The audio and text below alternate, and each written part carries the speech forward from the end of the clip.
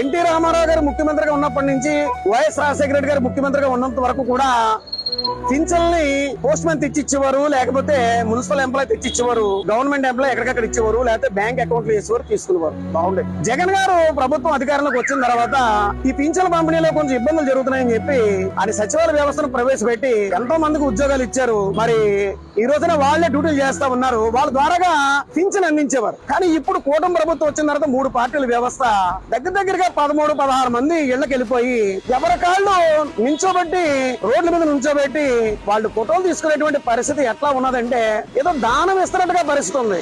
అది చాలా తప్పది. అంటే ప్రభుత్వం నుంచి పింఛన్ తీసుకోవడం అనేటువంటిది జీవితంలో దిగదారిపోవడమా? ఇది మంచి పద్ధతి లక్షణం కాదు. ఈ ఫోటోల్ని వాట్సాప్ గ్రూపుల్లోని సోషల్ మీడియా గ్రూపుల్లోని పెట్టుకుని ఎవరి కాళ్ళు పబ్లిసిటీ చేస్తా ఉంటే వాళ్ళ తాలూకు బంధువులు వీళ్ళందరూ కూడా వాళ్ళ దూరం పెడుతున్నటువంటి పరిస్థితికి వచ్చింది.